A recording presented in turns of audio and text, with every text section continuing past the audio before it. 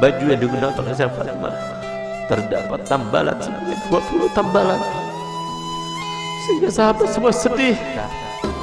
Yang sangat luar biasa daripada kehidupan Sayyidatina Fatimah Zahra, Nabi Muhammad SAW menangis, tidak ada henti-hentinya, menangis. Sayyidina Abu Bakar Siddiq datang, tetap menangis. Sayyidina Umar datang, tetap menangis. Sayyidina Utsman datang, tetap menangis. Sampai Sayyidina Abu Bakar mengatakan, ini nggak ada yang bisa mendiamkan Nabi kecuali putri tercintanya Sayyidatina Fatimah Zahra. Berangkatlah Sayyidina Abdurrahman bin Auf ke rumah Sayyidatina Fatimah dengan perintah dari Sayyidina Abu Bakar Siddiq. Dikatakan, siapa di luar sana? Ibn Auf, wahai Fatimah, untuk apa kamu datang kemari? Kami ingin meminta bantuanmu karena Nabi SAW mulai tadi sedang nangis dan tidak berhenti menangisnya, terus menangis. Kami sedih melihatnya. Baik, sebentar, aku memakai pakaian dahulu. Kenapa Nabi SAW menangis? Karena Nabi telah diturunkan ayat yang berbunyi, wa in minkum illa wariduha. Tidak ada seorang pun dari kalian kecuali pasti akan melewati di atas neraka itu. Itu yang bikin nangis Nabi. Tidak ada satupun dari kita kecuali kita akan melintas di atas jahanam. Bagaimana tempat lintasan kita tergantung kepada amal kita. Tipis tebalnya tergantung kepada amal kita, yang sekarang kita tidak memperdulikannya, tidak memikirkannya. Nanti semuanya akan terpampang di depan mata kita dan kita akan melewatinya. Semoga kita termasuk yang mendapatkan amal yang banyak, yang menyenangkan hati baginda Rasul Muhammad SAW. Berangkatlah Sayyidah Fatimah. Begitu berangkat Sayyidah Fatimah bertemu dengan Nabi. Sayyidah Fatimah ketika masuk ke masjid, mereka berteriak. Semua sahabat Nabi berteriak Allahu Akbar. Kenapa demikian? Kenapa mereka berteriak? Karena mereka jarang melihat Sayyidah Fatimah Zahra, seorang syarifah, cucunya Nabi, anaknya Nabi, yang pada suatu waktu Nabi SAW membuat sebuah teka-teki, di mana teka-tekinya itu berbunyi begini. Tahukah kalian siapakah sebaik-baik wanita? Tidak ada seorang sahabat pun yang menjawabnya. Sampai kemudian Imam Ali pulang ke rumahnya dan dia sampaikan pertanyaan Nabi kepada Sayyidah Fatimah. Maka kata Sayyidah Fatimah, aku tahu jawabannya. Apakah wahai binti Rasul? Jawabannya adalah sebaik-baik perempuan adalah tidak pernah dilihat laki-laki dan tidak pernah melihat laki-laki. Ketika Sayyidah Fatimah datang, dan para sahabat banyak yang tidak mengetahui dengan Sayyidah Fatimah, mereka berteriak semuanya. Kenapa berteriak? Karena baju yang digunakan oleh Sayyidah,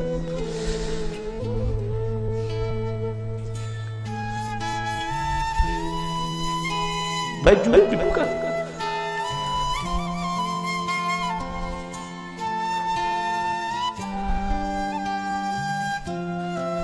baju yang digunakan oleh Sayyidah Fatimah terdapat tambalan sebanyak 20 tambalan, sehingga sahabat semua sedih melihat putri tercintanya yang selalu dipuji oleh Nabi, yang paling mirip dengan Nabi, yang selalu Nabi SAW merendahkan semua wanita supaya mengikutinya, meneladaninya.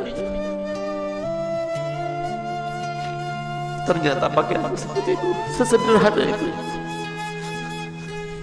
Saat itulah ketika sahabat Nabi merasa kasihan, merasa tidak tega, merasa iba melihat kehidupan Sayyidah Fatimah Zahra, maka Nabi SAW berkata kepada Sayyidina Umar bin Khattab, ya Umar, biarkan saja, demi Allah putriku Fatimah adalah pemimpin dari seluruh wanita yang masuk surga.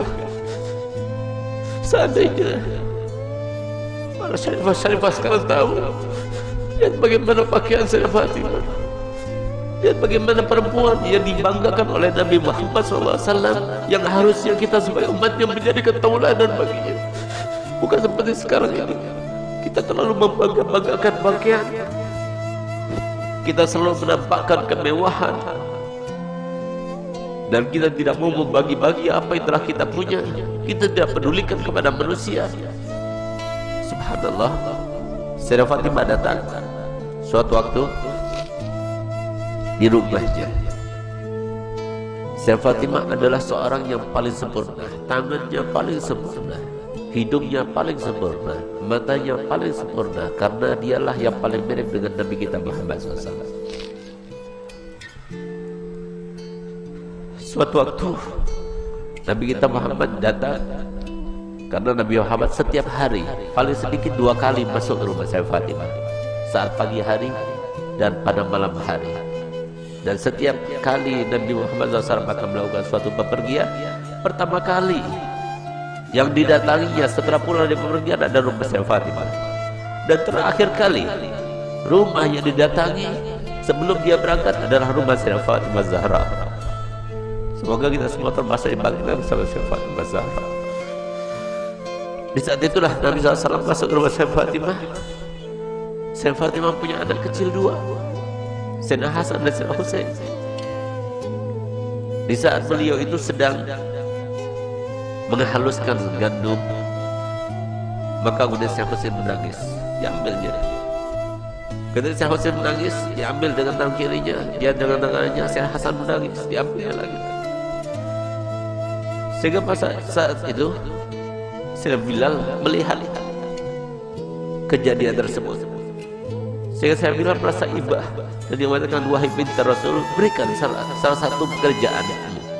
Kalau engkau mau, biarkan aku yang menggilingnya, dan kalau engkau mau, biarkan engkau yang menggiling dan berikan kepadaku putramu Hasan dan Husain, biarkan aku yang menggendongnya.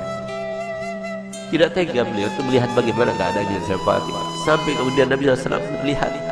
Begitu Nabi SAW melihat, maka dipeluknya Sayyidah Fatimah, dicium-cium. Setiap kali Nabi SAW bertemu dengan Sayyidah Fatimah, dipeluknya dan dicium di jidatnya sebagai tanda bahwa Nabi SAW ridho kepadanya. Bahkan tempat duduknya pun yang tidak diduduki oleh siapa juga, kalau Sayyidah Fatimah datang, maka tempat duduknya diberikan oleh Nabi SAW kepada Sayyidah Fatimah Zahra. Itulah kedua bagi kita para wanita. Dialah tauladan yang paling utama bagi wanita, dan dialah yang diceritakan oleh Nabi SAW dalam hadisnya, bahwasanya pernah suatu waktu Sayyidah Fatimah itu dalam keadaan pernah melukai perasaannya suaminya tanpa sengaja. Dia berbicara dengan suatu ucapan, dia tidak sadar kalau ucapan itu membuat marah suaminya. Tidak paham, bukan sengaja, tapi tidak sadar, tidak sengaja. Tapi apa yang lakukannya? Dilihat suaminya itu warnanya merah mukanya, yang menandakan bahwa dirinya dalam keadaan marah. Di saat itulah timbul rasa takutnya kepada Allah, sehingga di saat itulah dia minta maaf kepada suaminya. Maafkan aku wahai suamiku. Tapi ternyata wajah Imam Ali tetap masih merah. Takut dia kepada Allah, sehingga rasa takutnya luar biasa itu sampai beliau itu menangis histeris dan dia mengatakan, wahai suamiku, sampai dia berjika-jika memutari suaminya Sayyidina Ali bin Abi Thalib, suamiku maafkan aku, sampai dia itu berkeliling seperti layaknya orang yang sedang tawaf. Di saat itulah kemudian Sayyidina Ali melihat kepada Sayyidah Fatimah yang melakukannya, dia merasa geli dengan apa yang dilakukannya, maka dipeluknya dan mengatakan, wahai binti Rasul, aku sudah maafkan. Subhanallah, sore harinya dia bertemu dengan ayahandanya Nabi Muhammad SAW. Ketika bertemu dengan Nabi Muhammad, maka apa ujar Nabi Muhammad? Galia Fatimah, telah sampai kepadaku apa yang telah kamu lakukan tadi. Kalau seandainya engkau meninggal dunia sebelum engkau mendapatkan maaf dari suamimu, maka niscaya aku tidak akan melaksanakan sholat jenazah terhadapmu. Disinilah maka para ulama mengatakan bahwasanya istri yang tidak solihah, maka dia itu tidak akan mendapatkan syafaatnya Nabi Muhammad SAW. Banyak di antara kita yang tidak faham bahwasanya surga itu murah disangkanya, surga itu mudah untuk kita dapatkan. Siapa bilang? Rasulullah telah bersabda, ala inna sil'atallah ghaliyah, ala inna sil'atallah ghaliyah. Ketahuilah bahwasanya barang yang dijanjikan Allah Ta'ala dengan sabar kalian, dengan kalian sabar melaksanakan perintah kami, dengan kalian sabar dengan melaksanakan perintah Allah, itu sangat mahal harganya, yaitu janji Allah untuk kalian adalah surga. Tidak mudah untuk mendapatkan surga, mudah, harus sabar, harus melawan hawa nafsu.